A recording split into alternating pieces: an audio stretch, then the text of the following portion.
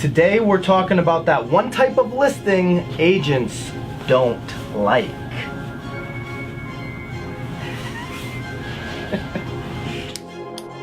We're actually bringing out some truths, peel back the layers of all this fluff. Shining the light on this industry as a whole. Maybe you should stay away from it.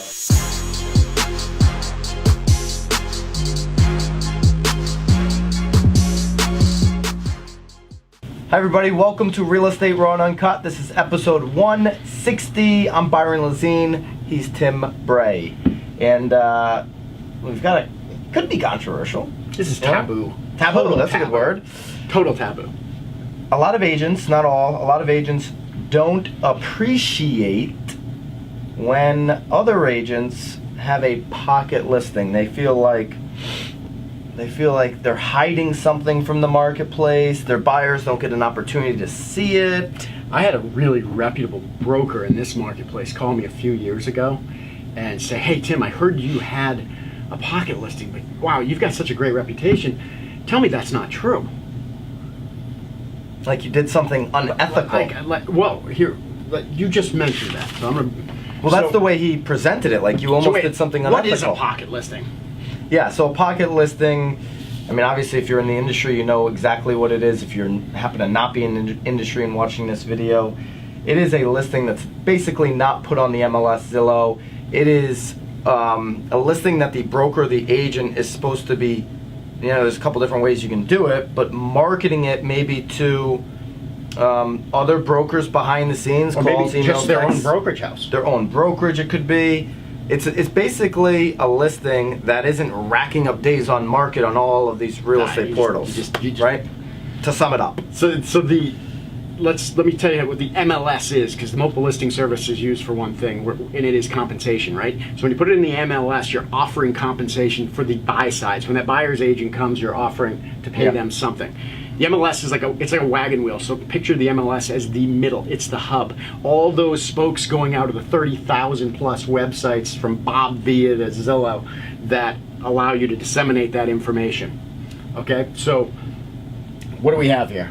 A pocket listing. You're not putting it in the hub to be disseminated. You're not putting it in the hub. Why wouldn't you do that? So your dad. Why wouldn't your dad want to do that? So if I'm a seller and I know that there's a high level of inventory, we'll use our marketplace for example. If I know there's high levels of inventory up and down the shoreline for multiple reasons, right? If we look at Connecticut, it could be overpriced when you're talking waterfront. You could have really high taxes.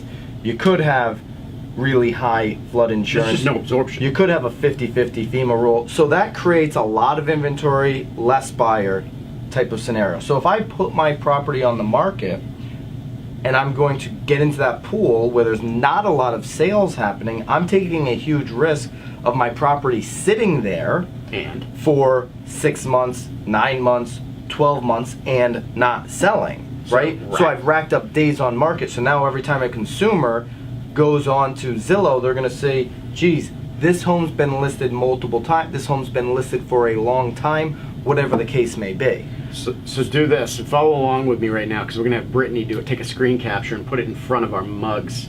So on Zillow, if you go on and you click on your community, any densely populated community, and you click on the More button when you're searching, go to 7 days and see, there'll be a few red dots there. Then go to 36 months, and this is going to show you, the map should be littered with properties, meaning that those properties that just populated have been on the market for 36 months or more. That's if we know locally here, that could be different. It could be. On the marketplace here. So that right there in itself tells you that a lot of these properties are either in price ranges that aren't selling, or these sellers put the properties on the market, whether it's by the advice of an agent or somebody or their own accord, at a number or a value that the market basically said, bullshit. Right, no go.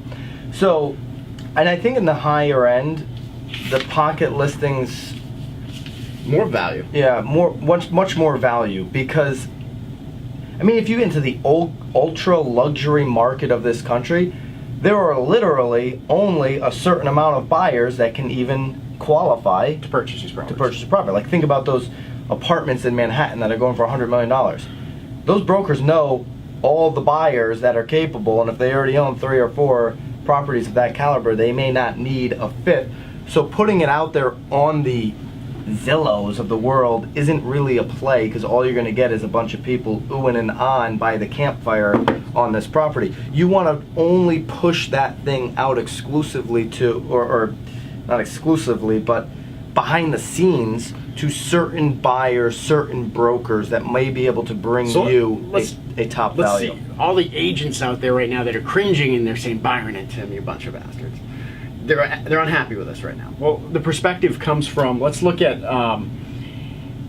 there was an article that was written by Leslie Walker, and she's an associate counsel at the National Association of Realtors. So she had some clout, she's got some pull, and she brought up a couple pretty good points, but she was saying that we perhaps, when you put a pocket listing out there, you are in direct violation of the Code of Ethics.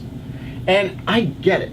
Because you can look at anything from an angle. If I'm a realtor and I hear this person say that you could be in violation of the Code of Ethics. Yeah, but read that line right there. So what it says so this is Article 1. And basically, if you're promoting a listing at the expense of your client, you're doing it in your own best interest in hopes of double-ending the deal. Well, what's her name? Leslie.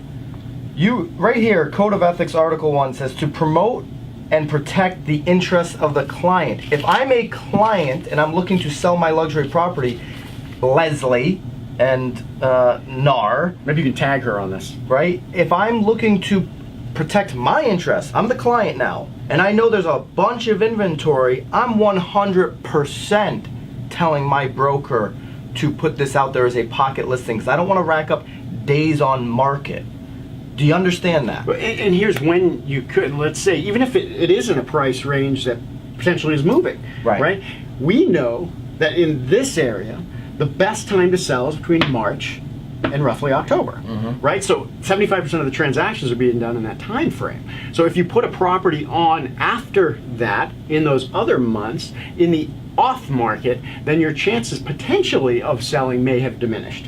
Yep. We have the argument that maybe there's less inventory out there, so potentially you have less competition and you can sell a better chance of sale. Depending on the home. Yep. Regardless, if you are doing this and it is with your client's best interest in mind, I'm calling bullshit. Yeah. That you're in breach of Article 1. Yeah, I mean, what does the rest of this say here? So, legal risks concerning pocket listings arise when agents or brokers keep listings off the MLS for reasons that are not in the best interest of the client. So they're hedging their bet there, right? Is what they're doing?